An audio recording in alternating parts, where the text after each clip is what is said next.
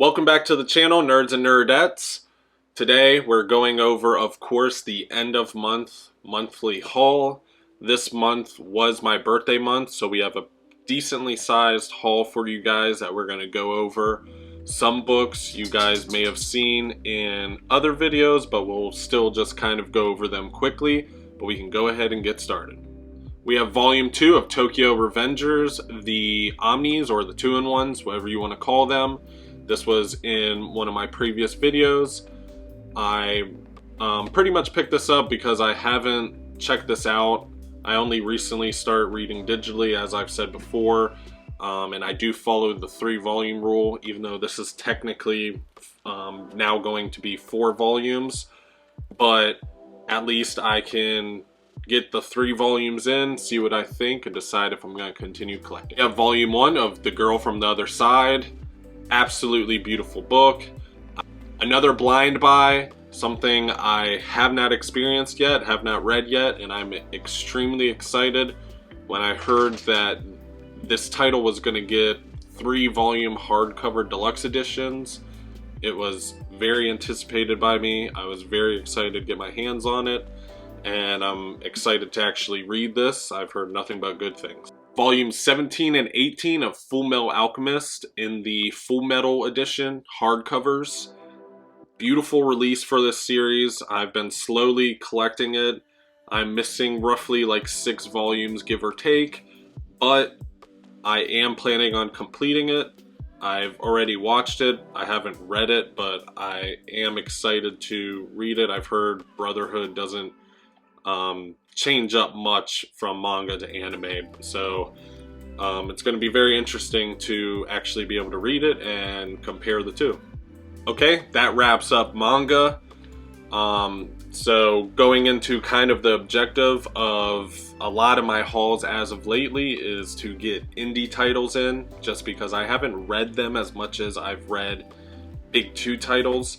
I've read a lot of the very popular indie titles such as Saga or Walking Dead or anything like that, but I haven't read really anything other than that. A lot of my knowledge and reading that I've done is mainly in the big 2, so we can go ahead and jump right into indies. We have Outcast by Kirkman, a book I have not read, haven't really heard of it. It is a book 1, so there are multiple volumes. I looked up a brief synopsis. It definitely seems like something I would be into, but other than that, I can't give you a lot more. There's a lot of indie titles I'm not super knowledgeable about, but this is definitely a little bit of a blind buy, not something I was anticipating or wanting to buy, but I will take it, especially for the price I got it for, and I will definitely add it into the library. Next up, we have Black Hammer in the library editions. These Dark Horse library editions are absolutely whammy boys. They are huge. I'm very excited to fully jump into the world of Black Hammer, or the story of Black Hammer, since that's technically a different title. But I've heard nothing but good things. I know most of the story, and I've read a little bit of it, but I haven't read it obviously cover to cover.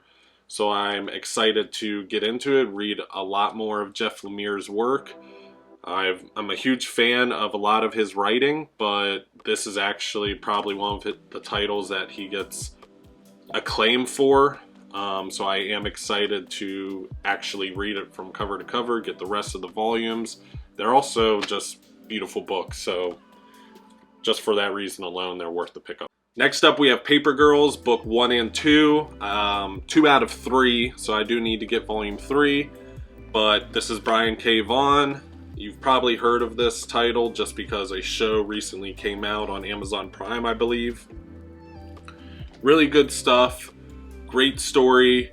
Great coming-of-age tale about 4 girls, paper girls, going through a lot of mischievous events and time jumping and time travel and things like that.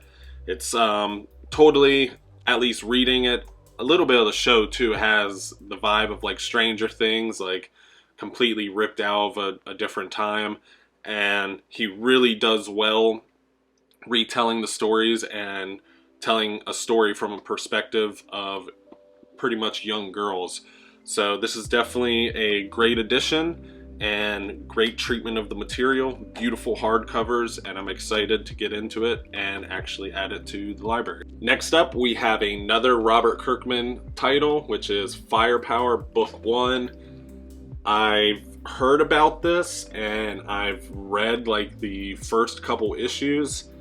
It seemed like a copy of Iron Fist at the time that I read that, but apparently it gets a lot better, and it kind of is a similar take as Iron Fist, but it completely embraces it, and it's one hell of a ride from what I've heard. So I'm excited to make it past the first couple issues and actually read beginning to end, at least in this volume. I'm not sure how many books they're planning on releasing. This is only book 1, but I'm super excited to actually get the enlarged art and enjoy the story. Next but not least in the indie titles, I'm sure you guys saw this coming. This is Ice Cream Man, the Sunday edition. I almost just said deluxe edition. If you're in the community at all, if you're watching any type of haul or overview for deluxe editions or anything like that, then you've definitely seen this book. You've heard about this book. You know what this book is. It's pretty much a anthology series that tells multiple stories, horror stories at that. This is a horror comic, and they all kind of revolve around different characters, but mainly in some way, sometimes large ways or small ways, it involves the Ice Cream Man, who is this magical, evil-like person. Don't want to give away too much, but this is a great title, especially if you're a fan of horror, and this Sunday edition is absolutely beautiful. It's that you're definitely going to see an overview and review of this book, so we can definitely get deeper into it in that video. Next up, a little bit of a small guy, which is Earth 1, Volume 2 of Superman. Singh Volume 2 for a while, like I said in my collection video. I just kind of pick these up as I see them in the wild. There's no shortage of them. If you go to any bookstore, you're probably going to see a couple volumes of the Earth 1 hardcovers. There's multiple ways to collect the story, but I do prefer these single volume hardcover style of releases. But I'm excited to continue to collect this. I've read all of the Earth 1 titles, so it's not like I'm rushing to get them into the collection, but I'm happy to at least get Superman's, just because this is actually my favorite Earth 1 title out of all of them. So definitely happy to have it and add it to the beautiful spine lineup, even though this one's a little discolored. Not 100% sure why I keep hitting the books on the side. Just bear with me, guys. Talking to a camera in an empty room is not super comfortable just yet, but we'll get there. But I'm sure you guys saw this coming. Brightest Day Omnibus, kind of the, I guess, cherry on top of Jeff Johns' Green Lantern run. A little bit of the ending of his tale. It's a great story. It involves a lot of not so familiar, not so popular characters, which you can probably see on the cover. Deadman, Hawkman, Hawkgirl, Aquaman, Martian Manhunter, and they all pretty much get missions, and it goes over each of them, each of their missions, and they all kind of converge at the end. A lot of people aren't huge fans of what actually happens at the end, but still very happy to have the cherry on top of Jeff Johns' Green Lantern run, and happy that I got a reprint. And last but not least, Justice League New 52 Volume 2. For whatever reason, this volume was extremely hard for me to track down. I knew there was a lot of hype and heat behind the book, but I didn't think it was going to sell out. But I had to kind of jump through a couple hoops to actually get it. I was very keen on getting it because I had Volume 1, and I didn't want to be stuck with Volume 1 like I am with some of my other titles. So I am definitely happy that I got my hands on it. This is a great run, great story. Forever Evil's in this, the Dark Side War's in this, so that omnibus pretty much becomes obsolete, as well as the first issue of Rebirth, I believe, with that epic and beautiful Wally and Barry scene. So definitely happy to have this full run.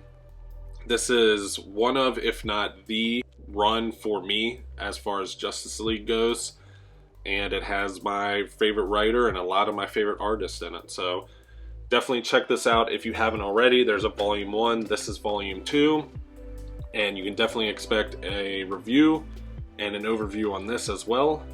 And that wraps up the haul for the month of September. Let me know down below what you guys picked up this month. What were your most anticipated releases, or what are your next most anticipated releases for next month? And of course, let me know down below if there's anything in this haul at all that you want to see a overview or review, or even if you want like a video version of a discussion about one of these books. Just let me know down below. I would be more than happy to do that for you guys. If you enjoyed this content and you'd like to join the Illuminati, then feel free to hit that subscribe button and that bell notification so YouTube can let you know anytime I put out content. You can also feel free to follow my Instagram and TikTok for more shorter content.